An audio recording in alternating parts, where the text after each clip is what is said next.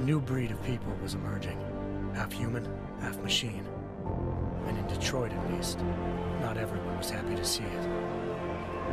I'd just landed a job as head of security at Sarif Industries, a cutting-edge biotech firm. David Sarif himself handpicked me for the job, said he needed me to keep his people safe. My ex, Megan Reed, was one of them. Brilliant neuroscientist, Megan had found a way to make augmentation safe and affordable for everyone. All she had to do was present her research to Congress. But the night before her big meeting, my security measures failed. A team of Black Op mercenaries stormed into Sarif headquarters, massacring everyone in sight. 3 of the mercs were heavily augmented walking tanks. Their mission? Take out Megan and her team. I tried to stop them, but their leader tossed me through a plate glass wall. Last thing I heard as his bullets slammed into my brain was Megan's dying scream. I should have died with her. Only I didn't. High-end military-grade enhancements saved my life. The best augmentation Sarif's money could buy. It took me half a year to get a feel for her. Should have taken longer. But 6 months into my recovery, Sarif Industries was attacked again. This time, by a radical group of pro-human purists. Violent, militant, and fanatically opposed to human augmentation. They claimed to be members of Humanity Front, a non-profit organization that wanted the UN to limit biotechnology research. The thugs broke into Sarif's factory and found machinists working overtime on a top-secret military augment called the Typhoon. Sarif sent me to retrieve it, and when I did, I found one of the so-called purists next to it, wired with cerebral implants, trying to download its classified specs. Obviously, something more was going on. The AUG killed himself before I could question him.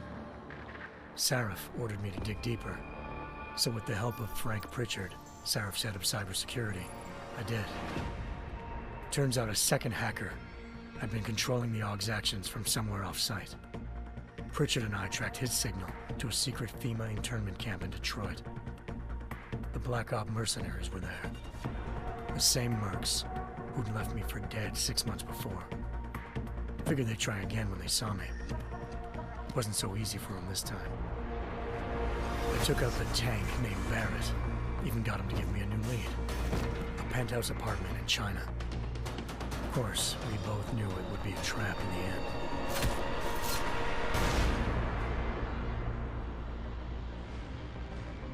Hengsha Island, China. Home to a city so crowded, they had to build a second city on top of it. Trying to find clues in Hengsha wouldn't be easy. Lucky for me, I wasn't alone.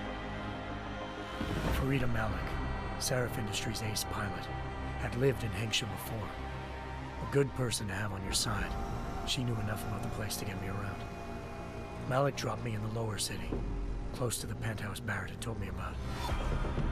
Bell Tower Associates, a private security firm under contract to the Chinese government, had agents tossing the suite when I arrived. Just not for the reason I'd been expecting. Turns out the man who lived there was a criminal hacker named Van Bruggen. The same hacker who'd been remotely controlling the AUG in Sarif's factory. Van Bruggen's panicked decision to force the man to commit suicide had been a mistake. Now his mercenary partners were gunning for him, and I needed to find him before they did. Locating Van Bruggen meant playing nice with the Triads, Hengsha's organized crime lords. They had the hacker holed up inside a low-rent capsule hotel. By the time I found him, Van Bruggen had no qualms giving up the woman who hired him. Zhao Yunru, president of the Taiyang Medical Corporation. According to Van Bruggen, Zhao wanted to monopolize the augmentation industry and had hired Black Op mercenaries to destabilize her competition. Sarif Industries was at the top of her list. To prove this, I needed to get inside TYM and grab a surveillance hologram off a server. I suspected Van Bruggen was hiding something when he told me this, but nothing could have prepared me for what I saw. Megan wasn't dead. She and her 4 best researchers had been kidnapped, spirited away somewhere while their kidnappers made it look like they were dead. Desperate to learn more, I confronted Zhao in her penthouse. She claimed to be a pawn in a bigger plan, and hinted at a group so powerful it controlled global interests at a whim. Then she slipped into a panic room and hit the alarm, forcing me to make a very quick exit. I figured Zhao was lying, but part of her confession made sense. David Sarif had been worried about his people. So worried, he'd required all of them to have subdermal locator devices surgically implanted. The GPOs would have been broadcasting the day of the attack. But Zhao said a single call to Picus, the world's leader in global 24-hour satellite news, had turned those signals off. I needed to fly to Picus headquarters in Montreal if I wanted to learn more.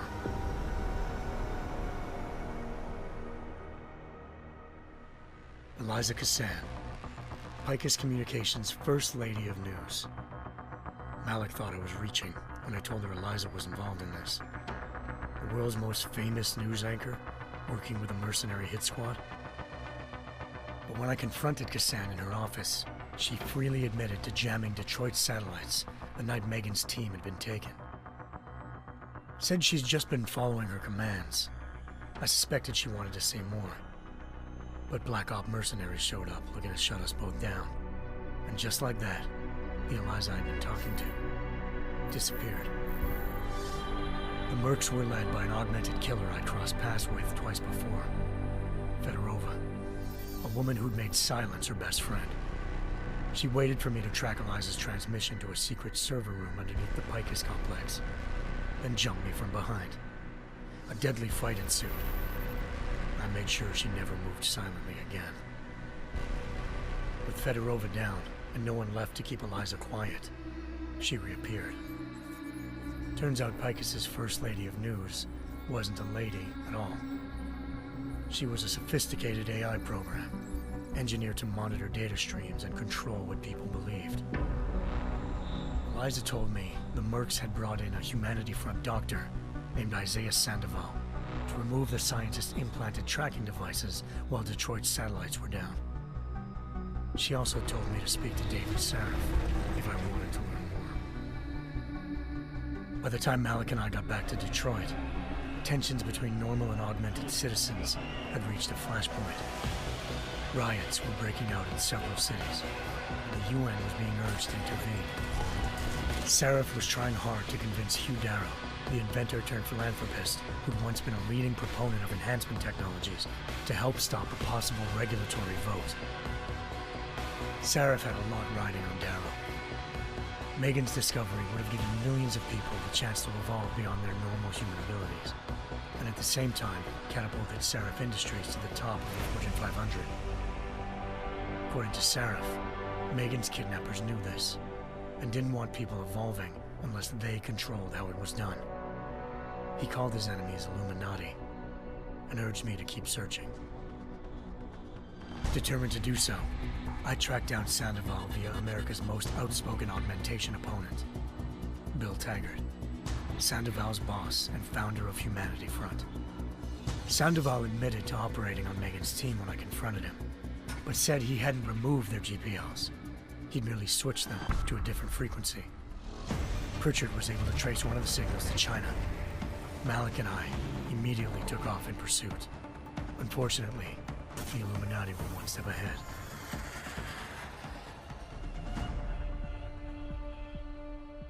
Ambushed.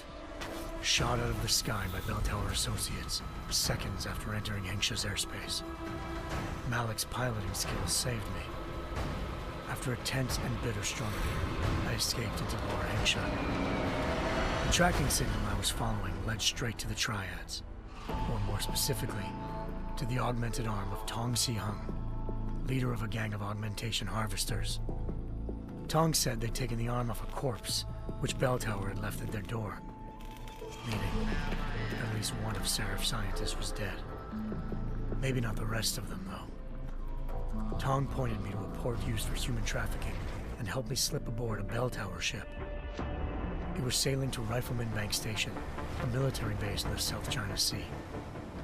Bell Tower was holding kidnapped civilians as prisoners there, and using them to perfect the Hyron Project, a human-computer interface that left most of its test subjects dead. My search for Megan would have ended then, if not for a mysterious ally named Quinn. In exchange for my help exposing Bell Tower, he slipped me aboard a second ship headed to Singapore and an Illuminati-run biotech facility called Omega Ranch. 3 of Seraph's scientists were there, forced by their captors to create a technology capable of remotely shutting down augmented abilities. Thanks to an emergency recall notice issued by the World Health Organization, millions of people all over the world already had the biochip installed. With the help of the scientists, I tracked Megan to a private section of the ranch. There, I ran into Yaron Namir, the walking tank who'd put a bullet in my brain the first time we met. He'd teamed up with Zhao and was hoping to catch me off guard. Their little ambush didn't work. I found Megan in a suite belonging to Hugh Darrow, the billionaire philanthropist who'd Seraph had called on for help. Darrow had convinced her to go along with the biochip plan by promising to sabotage the tech. As she was explaining this, Darrow appeared in a global broadcast, telling the world that augmentations would be the death of mankind. Then he activated the biochips to prove his point. All over the world, augmented people flew into a killing frenzy. Darrow had betrayed everyone, and it was up to me to set things right. To do it, I had to reach Panchaea, a massive installation in the Arctic Ocean. As I raced through corridors built by an all-augmented workforce, I saw death and destruction firsthand. By the time I shut down Darrow's broadcast, I knew the damage he'd done. Still, humanity's future remained unclear. How would the world react to this sabotage? Would people ever regain their faith in augmentations again? What would be the Illuminati's next move? Only time could give us the answers.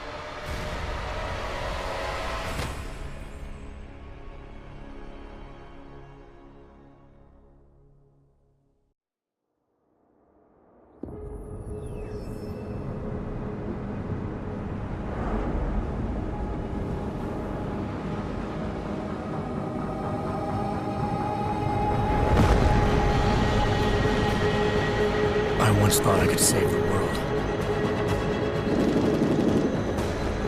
Now look at it.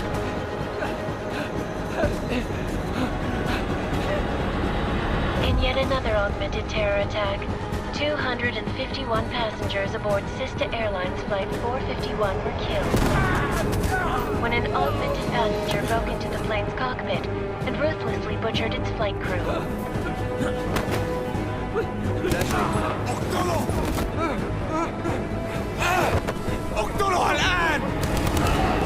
Details recovered from the black box recorder suggest that the man may have been suffering flashbacks to the AUG incident. That horrible day 2 years ago when augmented people all over the world flew into a psychotic killing spree, causing the greatest loss of life in recent history. Sometimes, you just have to let go and embrace what you've become. Not gonna go all wonky on us now, Hansa, are ya? Well, if I do, McCready, I guarantee you'll never see it coming. Agent Jensen, am I gonna have a problem with you? No, sir. No reason to assume you would. Good, because you are the only augmented operative on this team, and I intend to make good use of you. Listen up, all of you. We got a sandstorm barreling down our arse and we can't afford to make mistakes. We're going after this man, an arms dealer named Shepard. He's ex-Bell Tower, one of the Special Forces commanders who disappeared during the incident. And he's come out of hiding? That cannot be good. It's not. He's selling weapons and military-grade augments to terrorists. This is Aran Singh, the undercover agent who lured Shepard out of his hole. Best you see Interpol's got. For 3 years he's worked hard to get in tight with the Jinn, an Iraqi smuggling cartel that's infected the Eastern Hemisphere like a plague. Last week, our arms dealer sent a message to the Jinn, offering to sell them a shitload of black market merchandise dirt cheap. They told Singh to handle the buy. They're not gonna like it when Interpol disrupts that party. Sing's cover really that good? It is right now. We need to keep it that way. This is where the deal's going down. A half-finished high-rise hotel that's been abandoned ever since the incident. It's not a pretty picture inside. Let me guess. Most of the laborers were augmented with heavy-duty industrial rigs. So when the incident hit, and they all went schizo, things got gruesome real fast. And no one, except for some homeless junkies, have been inside the place ever since. So what's the plan, Director? Singh's meeting Shepard on the ground floor, inside the hotel's main atrium. He sent the bulk of his gin crew to the penthouse levels to secure a vantage point. I want McCready's team to take up positions overlooking the atrium and make the arrest. Jensen, you're going in solo from the roof. My objectives? Keep the gin from joining the party. As far as we can tell, only one route connects the atrium to the penthouse level, a halfway decent elevator shaft. Here. I want you to block access to it. Fine. Just cut me loose. Do you plan on relying solely on your augments for this one? I'd recommend taking a little hardware, just to be sure.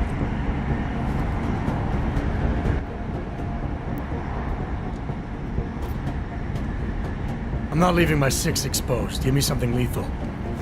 Your call, but Singh's undercover in all this. So watch your fucking sights. What about range? There's lots of wide spaces and high ceilings in there, but a number of tight and constrained rooms too. So it's a crapshoot, really.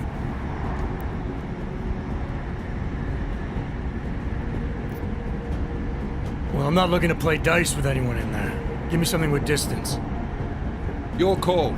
Less chance of being seen and compromising Singh that way. One last thing, Jensen. Singh said the Jinn are using some sort of portable Wi-Fi device to boost communications. He's got a better chance of maintaining cover if you disable it. I'll keep an eye out for it. But aren't we on the clock here? You said there's a sandstorm moving in. There is, and we got the intel on this mission at the very last minute, so we're scrambling a little. If it comes to it, your number one priority is keeping the Jinn out of that atrium. Copy that. Time to put away your happy thoughts, gentlemen. We're approaching the target building. You're up first, Jensen. Let's do this. Task Force Actual. This is Knife Leader. Engage Hush drives and descend to Angels 1-5.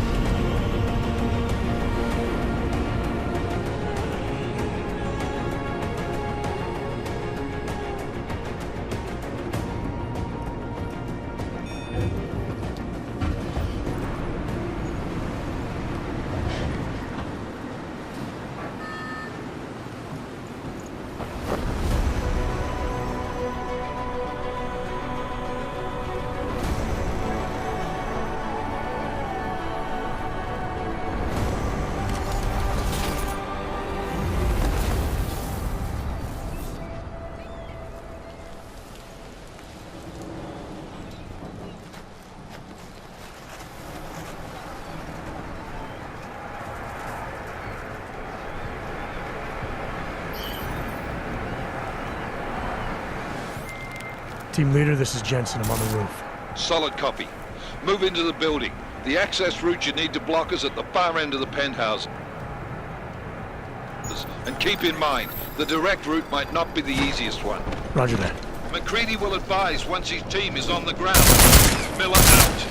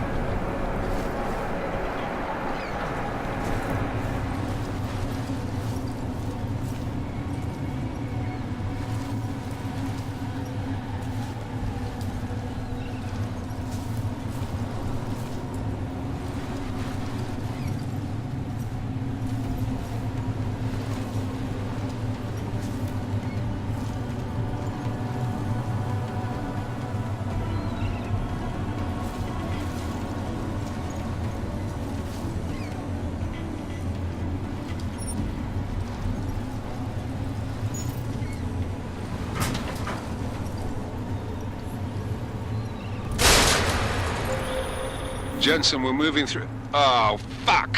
What's wrong? The Gin have got a few Jennies up and running. Gonna have to hack keypads. You should enjoy it, McCready. They have colors and shapes. Just remember, red means bad. Fuck you.